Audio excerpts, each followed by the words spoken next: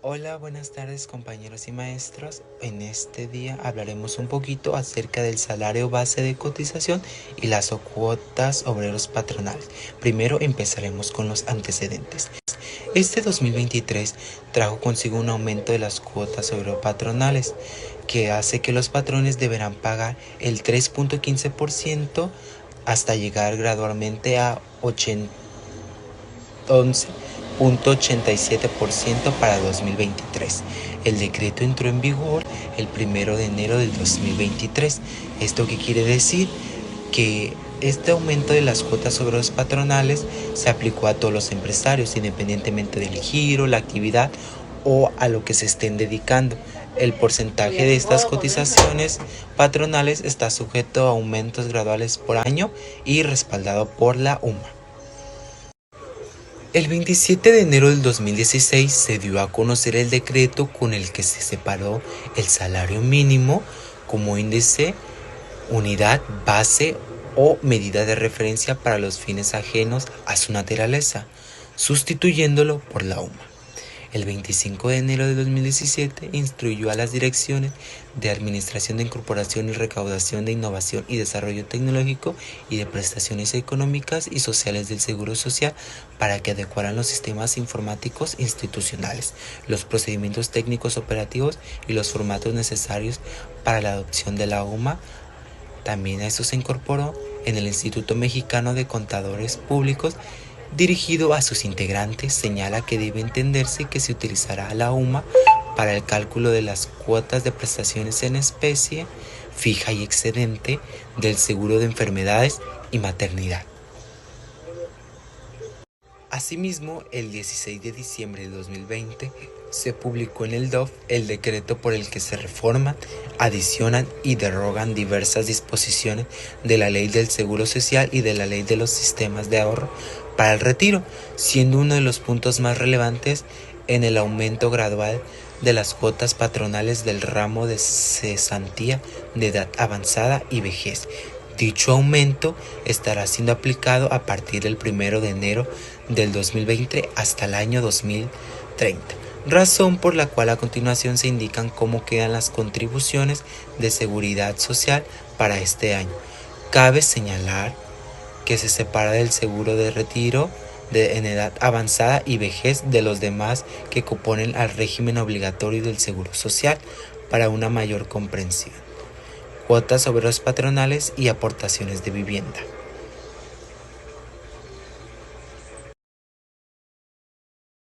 Ley y leyes que lo regulan. Artículos.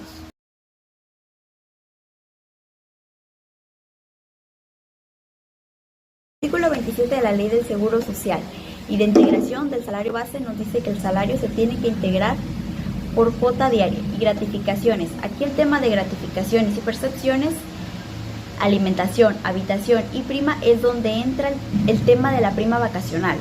Y como en el artículo nos dice, el salario base de cotización se va a integrar con los diferentes pagos hechos en efectivo por cuota diaria, primas vacacionales, tanto como primas dominicales, comisiones, prestaciones en especie y cualquier otra cantidad o prestación que se entrega al trabajador por su trabajo.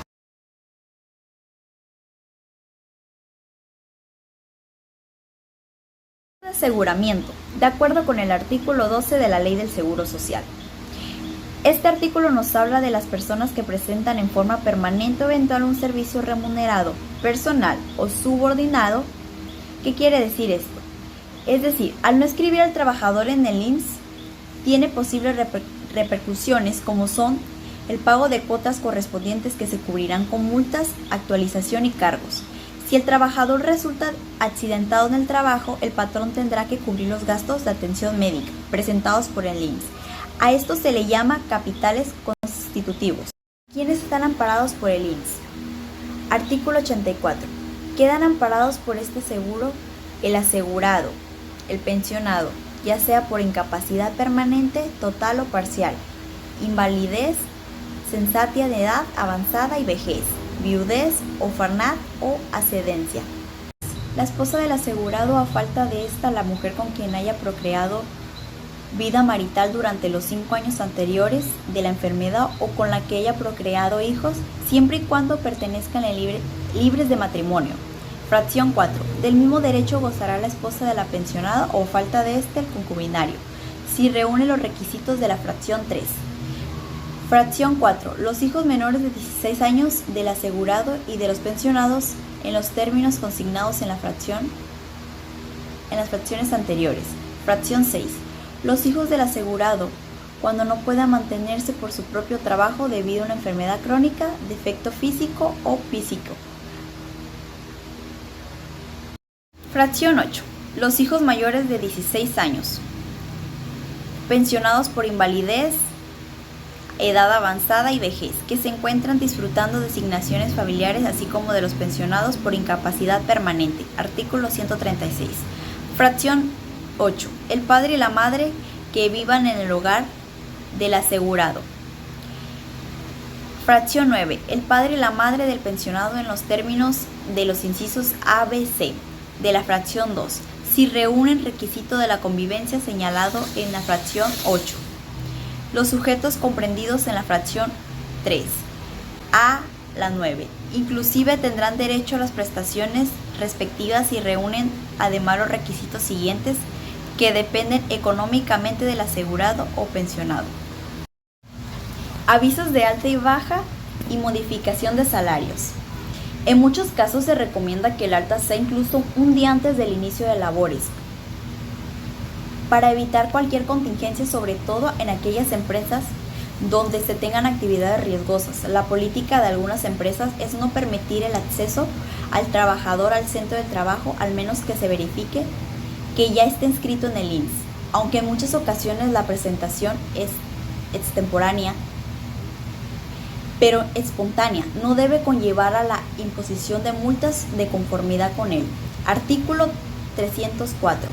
No se impondrán multas cuando se cumplan en forma espontánea las obligaciones patronales fuera de los plazos señalados por la ley o cuando se haya incurrido en la infracción por caso fortuito o fuerza mayor.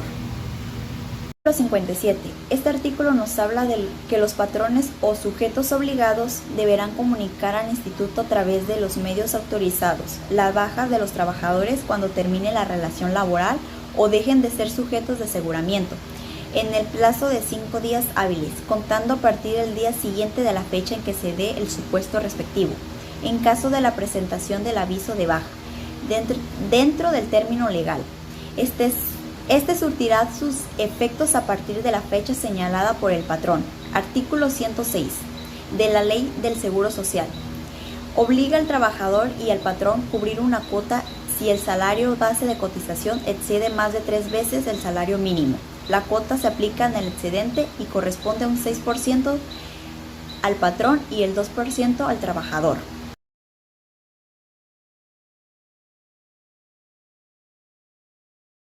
Básicamente, ¿qué es el salario base de cotización? El salario base de cotización es una prestación que nos da de parte del IMSS en donde nosotros tenemos que cotizar de manera monetaria y de esta forma nos va a ayudar como para un futuro en cuando ya hagamos una incapacidad permanente, una jubilación o un problema de riesgo que nos puede afectar y pues tener un respaldo de parte de lo que es el IMSS para alguno de esos casos. Por ello mismo, su integración se deriva de algunas prestaciones, como puede ser las gratificaciones, alimentación, habitación, primas, comisiones, prestaciones en especie y cualquier otra cantidad o prestación que el trabajador reciba por su trabajo. De todos estos elementos se conforma básicamente lo que es el salario base o en cómo se puede calcular.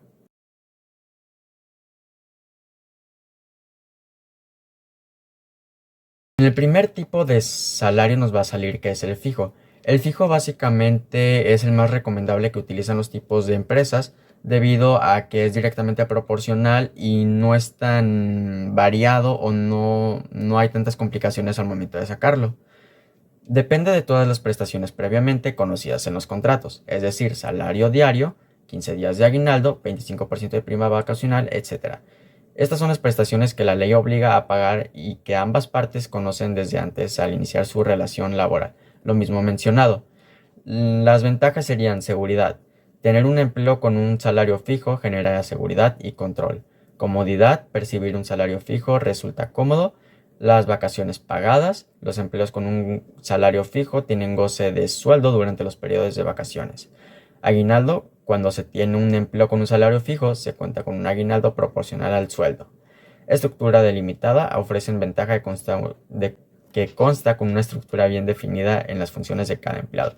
Como se dice, básicamente son estructuras bien fijadas y que los trabajadores pues no pueden tener tantas complicaciones al momento de sacarla como al momento de sus mayores en la misma empresa.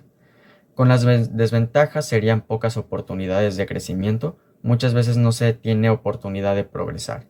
La dependencia tienden a generar los trabajadores una sensación de dependencia que lleva a la pasividad, conformismo.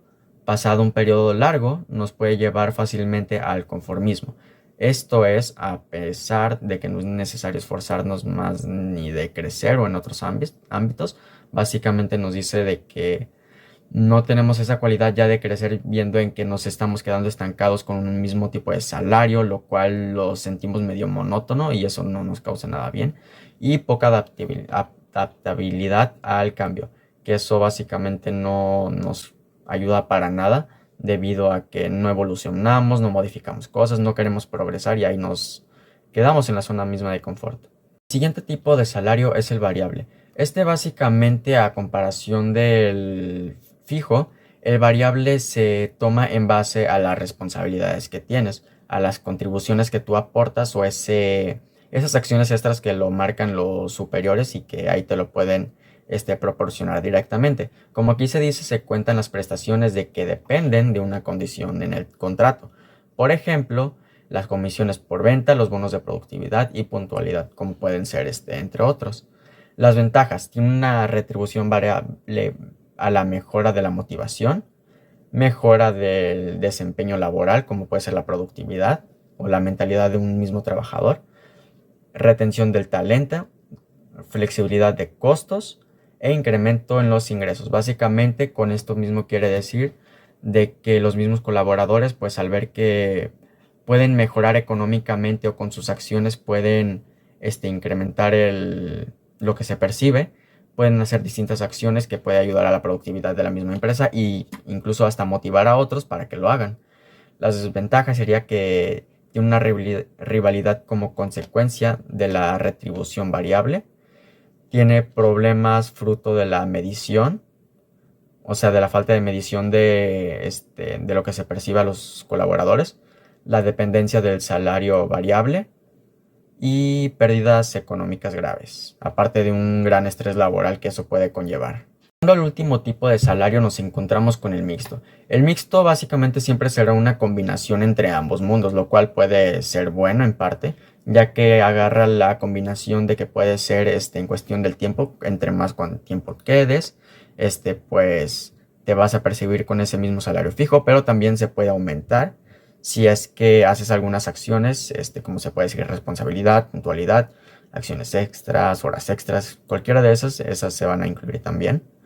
Como puede decir en la definición, es la combinación de las dos anteriores en el que se calculan las prestaciones conocidas de antemano en el contrato, así como las que dependen de condiciones que son las variables.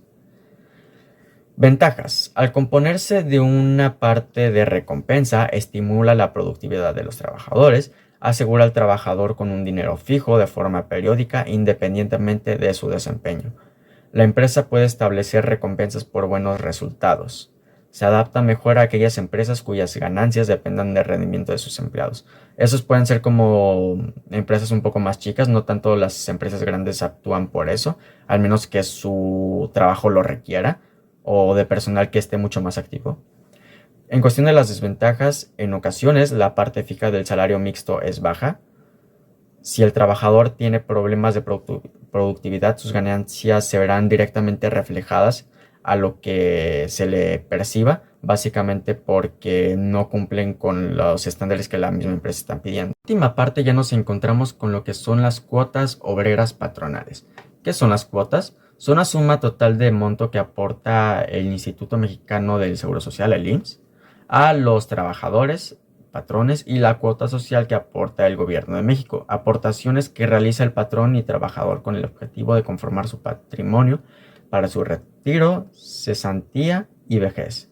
Básicamente nos habla en que tanto el trabajador como el patrón mismo hacen una aportación para que el mismo trabajador en un futuro tenga un apoyo económico para su vejez o al momento de que se retire por parte pues del IMSS. Para eso se tiene que dar de alta y se tiene que hacer un proceso. En caso de que un patrón no los haya dado de alta, tiene la obligación de hacerlo. Obviamente el trabajador puede ayudar en ese proceso, pero la mayor parte de esos movimientos se los lleva el mismo patrón.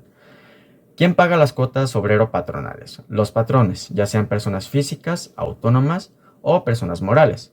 Son los encargados de pagar esa parte y las que les corresponde por medio de una referencia. Periodicidad del pago de las cuotas obrero-patronales ante el IMSS. Esto básicamente siempre será una fecha en específico en donde siempre se les deberá de hacer un aporte.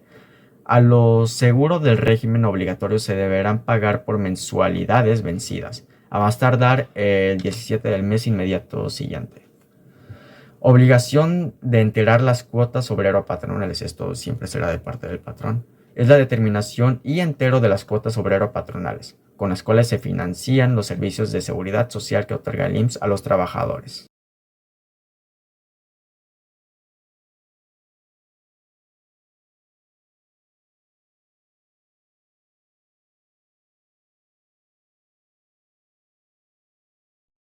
Con mucho gusto le voy a hablar sobre el cálculo del salario base de cotización, así que por favor es muy importante que pongan atención para que comprendan esta parte.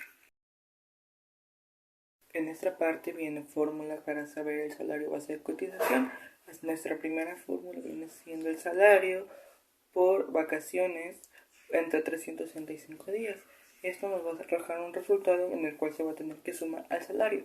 La siguiente fórmula, la siguiente parte viene siendo lo que es el salario por el aguinaldo entre los 365 días del año por la prima vacacional, que en eso también varía y igual nos va a sacar un resultado. Todo esto se va a tener que sumar al salario, porque el salario se va a tener que quedar tal y como está. Así que ahorita, a continuación con los ejemplos, vamos a ver cómo está resuelto o cómo se resuelven estos problemas. En esta parte tenemos el ejemplo número 1. En este ejemplo nos da un salario de 200, unas vacaciones de 12, un aguinaldo de 15 y una prima vacacional de 25%. Para sacar esto tenemos que sacar primero el salario. El salario ya lo tenemos, son 200, así que se va a tener que hacer un lado, no se va a quitar, sino se va a agregar a la suma. El siguiente paso es multiplicar 200 por 12, que son las vacaciones entre los 365 días del año. Para esto, al hacer esta operación, nos va a arrojar un resultado de 6.57, que igual se va a tener que sumar. En el paso 3, es lo mismo pero con la otra forma, que son el salario de 200 por 15 de aguinaldo entre 325 días del año por el 25%, que es la prima vacacional, en el cual al hacer esta operación nos va a arrojar un resultado de 1.64, en el cual todos los resultados anteriores se van a tener que sumar. Este es el paso 4. Todo esto sumado nos da un resultado de 208.21, en el cual es la forma de sacar el salario base de integración. Igual en el otro ejemplo verán lo mismo más o menos, pero con otra cantidad. En el siguiente ejemplo es el ejercicio número 2, en el ejemplo 2 más bien. En este ejemplo nos habla de que tenemos un salario de 333.33 pesos, también unas vacaciones de 12, un aguinaldo de 15 y una prima vacacional de 25%. En esto igual vamos a hacer el mismo procedimiento que hizo hace ratito, igual con esto. Para empezar tenemos que sacar el salario que lo tenemos, así que lo vamos a tener que hacer a un lado. También vamos a tener que multiplicar el salario por las vacaciones entre los 365 días, que nos va a arrojar un resultado de 10.96, en el cual se va a tener que sumar, pero al final. En el paso 3 tenemos igual, se multiplica el salario por el aguinaldo entre los 365 días por el 25%, en el cual nos va a dar un resultado de 2.74. Para esto tenemos que sumar todos los resultados que nos salieron, y con esto nos va a dar un resultado de 347.03 pesos. A continuación ya estos serían los únicos ejemplos que les mostraré. A continuación hay ejercicios que me gustaría que resolvieran para ver si queda claro. En caso de que no quedara claro, pueden retroceder el video para así volver a retroalimentar los vistos. Los ejemplos son los ejercicios son los siguientes. En el primer ejercicio tenemos un salario de 4.500 con una vacación de 12 días, un aguinaldo de 15 y una prima vacacional de 25. Es muy importante que lo resuelvan, y así que por favor, cuando lo tengan, mándenme su resultado, por favor. Igual este es el número 2, nos arroja un resultado, una operación de un salario de 688.55, unas vacaciones de 12, un aguinaldo de 15 y una prima vacacional de 25%. Igual, como les digo, resuelvan estos ejercicios una vez que los tengan, ya me dicen el resultado y estará todo bien. Así que de mi parte y parte de mi equipo sería todo. Espero que les haya gustado y muchas gracias. Adiós.